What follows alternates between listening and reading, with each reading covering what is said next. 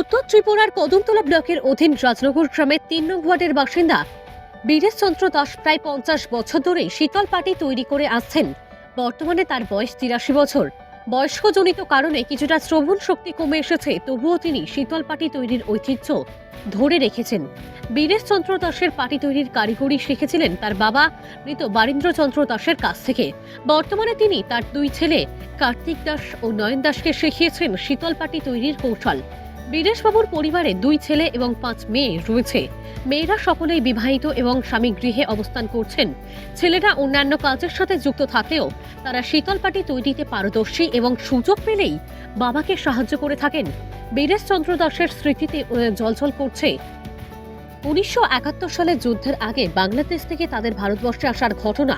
তাদের পূর্বপুরুষের বাড়ি ছিল সিলেট জেলার মিয়ারি গ্রামে, যা বর্তমানে মৌলভীবাজার নামে পরিচিত।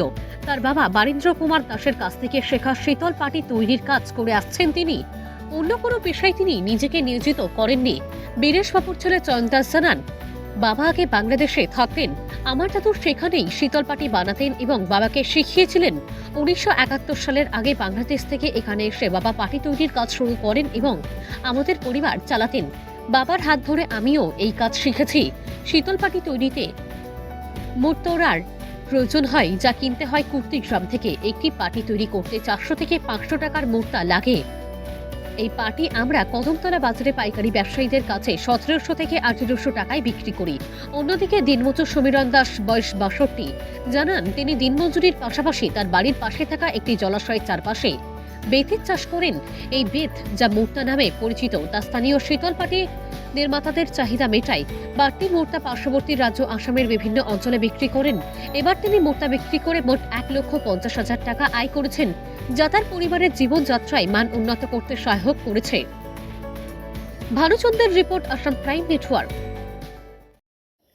আমি কদমতলা ব্লক অন্তর্গত বসবাস করি এবং রাজনগর গাঁওসভা ৩ নম্বর ওয়ার্ড। কিছু আমি মুক্তা চাষ করি এবং ডাইনবউ যেটা বেতের কাজ করে তারা কিছু বেচছে, আমি দিই। অবশিষ্ট যেটা হয় আসাম পাড়া আমি বিক্রি করি আর এবং দিনমজুরি কাজ টাজ করি।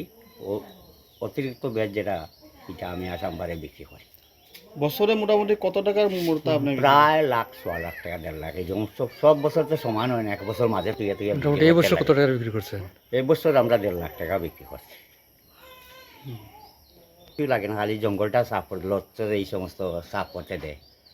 এইটাও এইটা পরিষ্কার করে দেওয়া লাগে। এইখানে দেখছেন জানি স্যার, পরিষ্কার করা নাই, গতিকে বেত হয়েছে না প্রচুর। ও তো কয়েকদিন আগে আমার এই জায়গায় বেত এখান থেকে আনি পাঠিয়ে বানাই। ঠিক আছে, সুন্দর। এটা এমনি বই থাকতাম তুলা বায়না করি, আর কিচ্ছু নাই। চালাইবার ভোট নাই তো, কারণ এখন করে জিনিসপত্রের দর কত বাড়া বাড়ছে, বুঝছেন তো কথা। বাবার নাম হলো বীরেশ চন্দ্র দাস। আমরা ফাটি বানাই, বাবার কাছ থেকে আমি ফাটি বানানো শিখছি।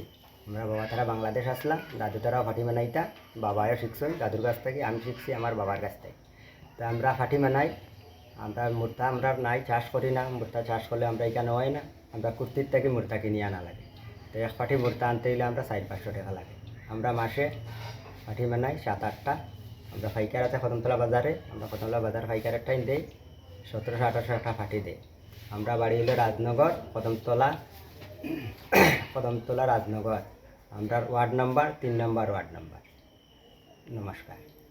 বলতে আমি বিয়ারদের ডেকোরেশনের কাজ করি, আর এর ফাঁকে আমি ফাটি বানাই বাবার সাথে, ওটাও আমি কাজ করি। ওটাও আমরা সুন্দর সংসারটা চলে, আমার বউ বাচ্চা আছে, সুন্দর মতো আমরা সংসারটা চলে।